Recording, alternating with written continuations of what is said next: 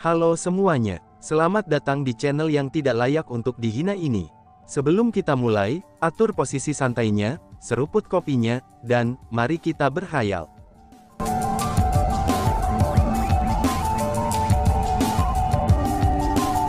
Melanjutkan cerita sebelumnya, Longjian, apa yang terjadi padamu? Setelah Nangong Longjian mengungkapkan luka-lukanya, seorang wanita segera berjalan keluar dari kedalaman gua di dalam air terjun.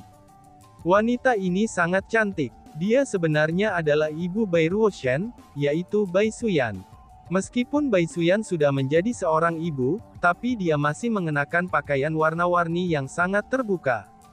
Namun pada saat ini, ketika di samping Nangong Longjian, dia mengenakan pakaian yang sangat sederhana dan tanpa hiasan. Tidak hanya itu saja, dia mengungkapkan ekspresi yang sangat khawatir ketika dia melihat Nangong Longjian terluka. Aku tidak tahu dari mana Asura Evil Spirit itu berasal. Meskipun sosok itu jelas-jelas hanya peringkat 1 kaisar marsial, tapi sosok itu mampu melawan aku. Jika bukan karena faktanya bahwa aku memiliki persenjataan kekaisaran, aku kemungkinannya tidak akan mampu mengalahkannya. Meskipun aku mengalahkannya, tapi kekuatanku sudah keluar terlalu banyak.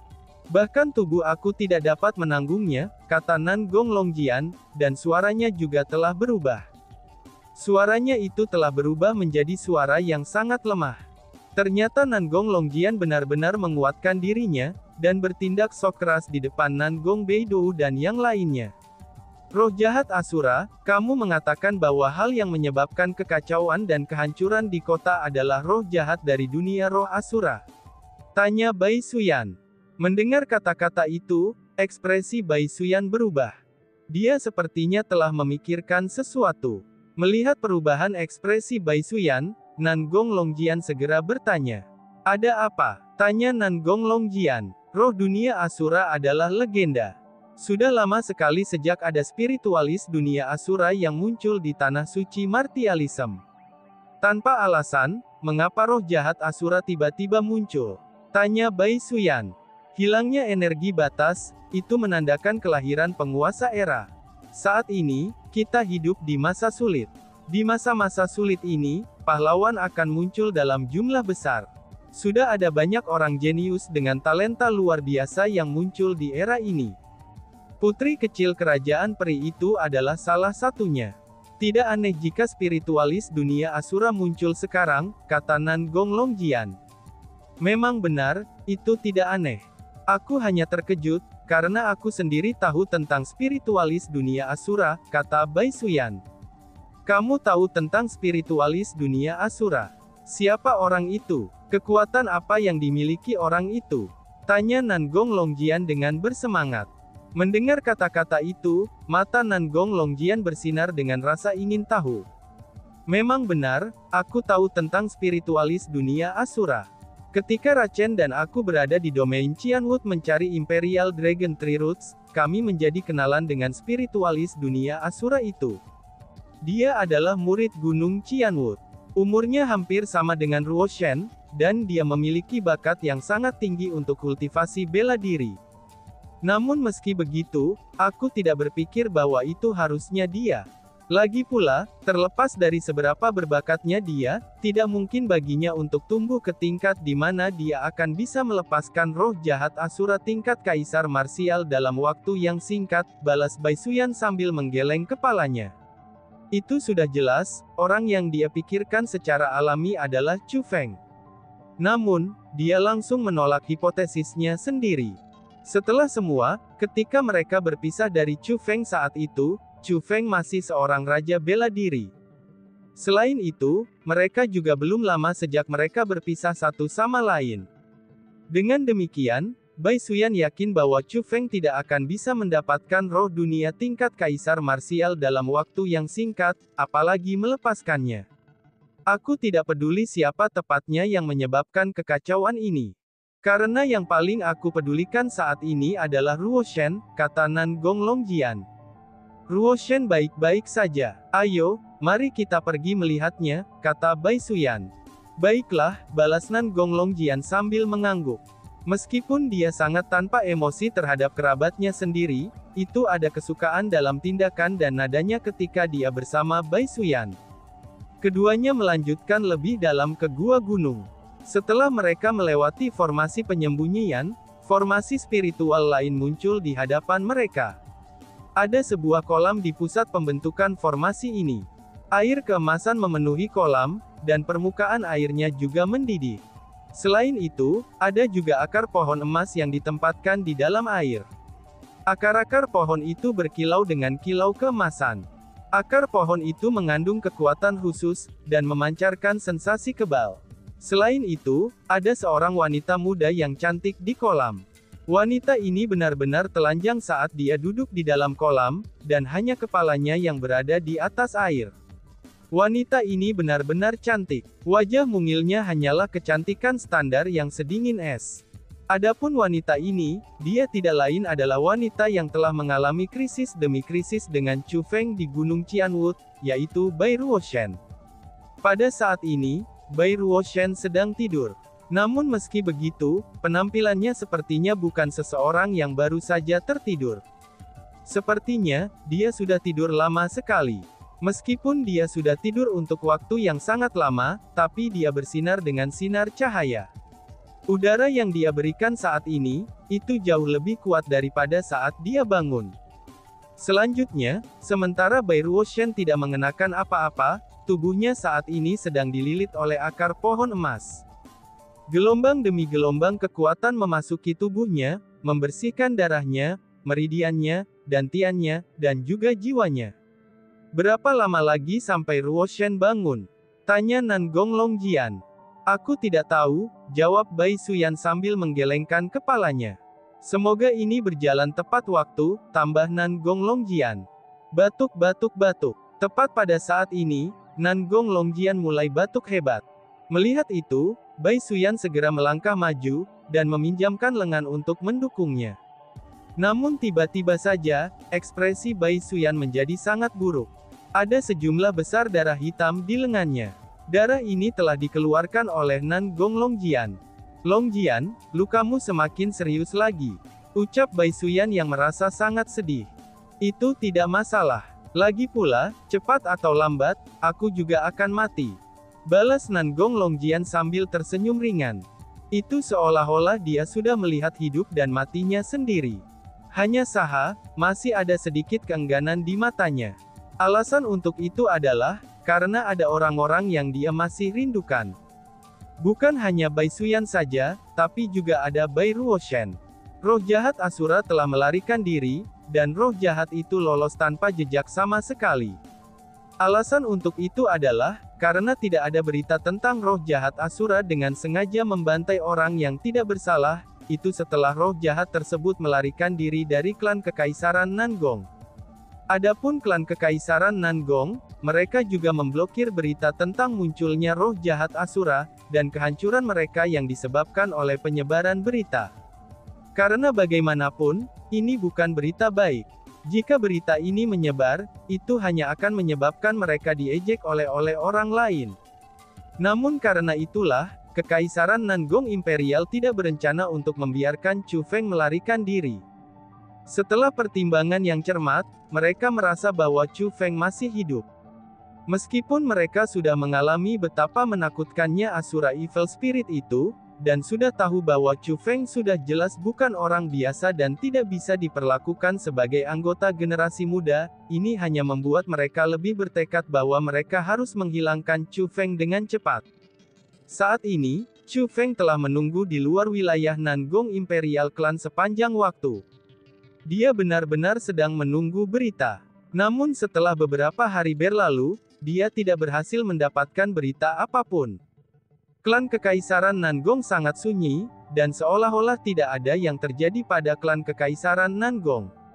Hanya ketika beberapa kelompok orang dari klan Nangong Kekaisaran meninggalkan kota mereka, dan mulai memposting poster yang dicari di kota-kota terdekat bahwa Chu Feng menyadari, kalau klan Nangong Kekaisaran belum dihancurkan.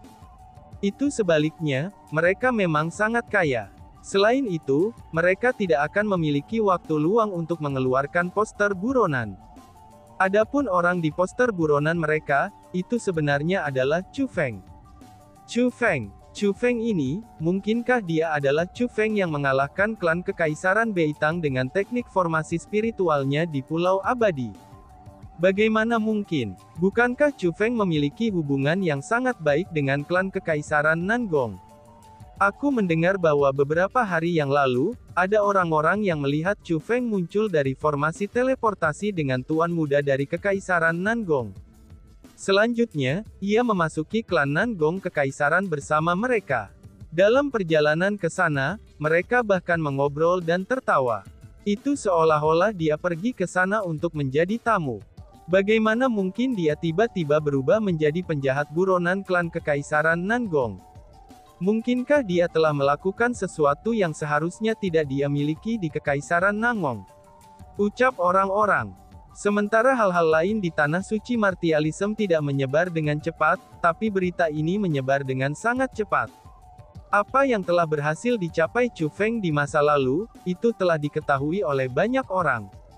Ketika poster buronannya diposting, orang-orang yang mengenalnya dibuat sangat terkejut. Melihat berita itu, bahkan Chu Feng merasa sangat tertekan juga.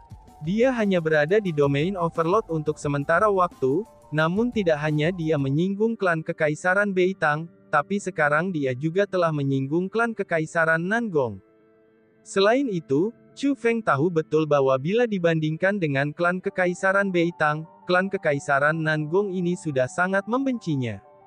Pertama, keterampilan rahasia yang mereka peroleh dengan cermat, itu telah diambil oleh Chu Feng.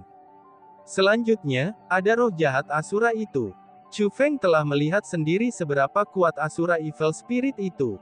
Bahkan jika klan Nangong Kekaisaran berhasil mengalahkan roh jahat Asura, mereka mungkin akan sangat menderita dalam prosesnya. Paling tidak, kematian Nangong Huai yang merupakan seorang kaisar bela diri, itu saja sudah merupakan kerugian besar bagi klan Kekaisaran Nangong. Kemungkinan klan Nangong Imperial ingin dapat menarik tendon Chu Feng keluar, minum darahnya, dan merobek serta memakan dagingnya.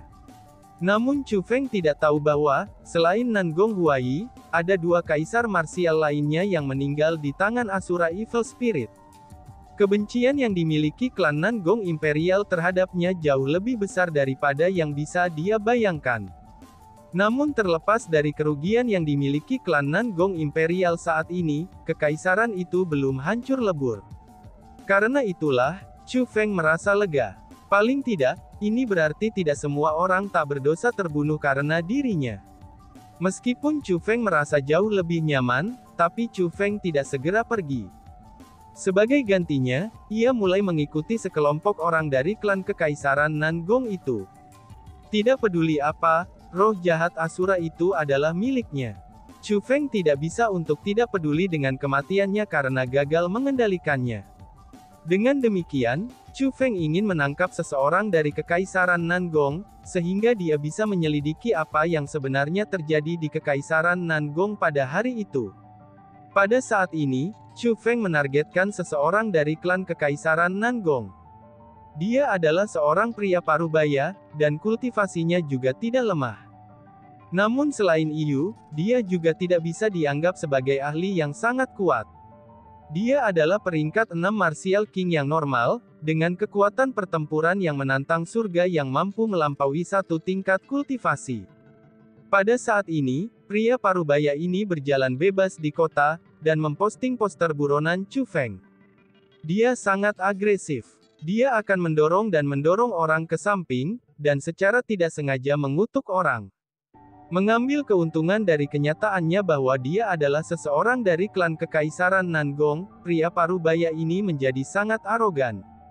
Dan bahkan, tidak ada seorang pun di kota ini yang berani memprovokasinya. Bajingan tua, pergilah. Ayahmu perlu memposting poster yang diinginkan di sini. Kios terkutukmu menghalangi jalan ayahmu. Tiba-tiba saja, seseorang klan Kekaisaran Nangong ini menendang kios seorang paman hingga hancur berkeping-keping. Melihat itu, paman dan orang-orang di sekitarnya segera melarikan diri. Dalam sekejap mata, hanya klan Kekaisaran Nangong ini yang tetap berada di jalan. Sekelompok orang udik, lihatlah penampilan mereka yang tidak berguna. Ketika dia melihat orang-orang yang ketakutan dan melarikan diri darinya, seseorang klan kekaisaran Nangong ini menyeka hidungnya dengan ibu jarinya, dan menunjukkan senyum vulgar dan puas diri. Peletuk, tiba-tiba saja sebuah batu terbang dari belakang, dan itu secara akurat menabrak kepala pria itu. Aduh, batu ini terlempar dengan banyak kekuatan, dan itu langsung menjatuhkan pria itu. Saat orang dari Nangong Imperial Clansman menggosok bagian belakang kepalanya, dia menemukan bahwa kepalanya tidak hanya meneteskan darah, bahkan bagian belakang kepalanya juga telah terlempar ke dalam, dan batu itu benar-benar tersangkut di kepalanya. Ini menyebabkan pria itu segera marah dengan ganas, dan mulai berteriak dengan keras. Sebagai seseorang dari klan Nangong Kekaisaran, orang-orang dari kota umumnya tidak berani bahkan menatapnya. Namun pada saat ini, seseorang benar-benar berani menyerangnya. Bagaimana dia bisa menanggung ini? Maka dengan segera dia berbalik, dan mulai mengutuk dengan keras. Bajingan, siapa yang memukul ayahmu? Apakah kamu bosan hidup? Apakah kamu tahu siapa aku? Aku Nangong Dahau dari klan Nangong Kekaisaran. Persetan, apa yang sedang terjadi? Teriak Nangong Dahau. Namun dengan segera, dia tertegun setelah dia berbalik. Itu karena, tidak ada satu orang pun di belakangnya. Bahkan ketika dia dengan hati-hati merasakan lingkungan di sekitarnya, dia tidak dapat merasakan siapapun dengan kultivasi yang lebih tinggi darinya di daerah sekitarnya. Jika kultivasi mereka lebih lemah dari miliknya, maka tidak mungkin bagi mereka untuk memukulnya ke kondisi seperti itu. Aduh, tepat pada saat ini, pria itu berteriak lagi. Segera setelah itu, dia jatuh ke tanah dan kehilangan kesadaran. Pada saat ini, seorang pria berdiri di belakangnya. Itu adalah pria kekar setengah baya. Pria ini sebenarnya adalah penyamaran Chu Feng. Chu Feng menggunakan jubah khusus, dan menempatkan pria ini di dalamnya. Kemudian dia meninggalkan kota, dan tiba di lokasi terpencil dan tidak berpenghuni. Selain itu, untuk melindungi dirinya dari hal-hal yang tidak terduga, ia membuat formasi penyembunyian dan formasi yang kedap suara. Baru saat itulah, dia melepaskan pria itu. Siapa yang berani memukul ayahmu di sini? Apakah kamu sudah bosan hidup? Apakah kamu tahu siapa ayahmu? Ayahmu adalah Teria Dahau. Tepat setelah pria ini bangun, bahkan sebelum dia membuka matanya, dia mulai mengutuk dengan keras. Chu Feng mengabaikannya sepenuhnya, dan, gaplok, tamparan mendarat di wajahnya, dan menjatuhkannya ke tanah. Aku akan bertanya, maka kamu harus menjawab. Jika kamu berani mengucapkan kata-kata yang berlebihan, aku akan melumpuhkan kultivasi kamu, kata Chu Feng dengan suara dingin. Dahau dari klan kekaisaran Nangong ini tidak bodoh. Ketika ia menemukan bahwa Chu Feng memiliki kultivasi Raja Bela Diri peringkat 9, dan bahwa ia jauh di dalam hutan tanpa ada orang dari klan kekaisaran Nangong di dekatnya, ia pun langsung tahu bahwa ia telah diculik. Dengan demikian dia segera menutup mulutnya, dan tidak berani mengutuk dan mengancam lagi. Pria ini sangat lucu. Meskipun dia tidak berani mengatakan apa-apa, tapi dia mengangguk berulang kali. Seolah-olah dia memberitahu Chu Feng bahwa, aku akan menjawab apapun yang kamu minta, jadi tolong jangan melumpuhkan kultivasi aku. Klan Nangong Imperial telah diserang oleh roh jahat bukan? Tanya Chu Feng. Kamu siapa? Bagaimana kamu tahu tentang ini? Mendengar pertanyaan Chu Feng, pria itu langsung terkejut dan bertanya balik. Gaplok, Chu Feng tidak repot-repot mengatakan apa-apa, dan segera menamparnya hingga menjatuhkannya ke tanah lagi. Kemudian dia berkata, aku satu-satunya yang mengajukan pertanyaan di sini. Kamu hanya menjawab pertanyaan aku, apakah kamu tidak mengerti? Ya, aku tahu, aku tahu. Tolong jangan melemahkan kultivasi aku. Balas pria itu sambil merangkak kembali, dan mulai mengangguk berulang kali. Lalu mengapa kamu tidak menjawab? Tanya Chu Feng. Kami memang diserang oleh roh jahat. Aku juga hadir saat itu. Jadi, aku melihat semuanya. Selain itu, ini juga merupakan cerita yang panjang.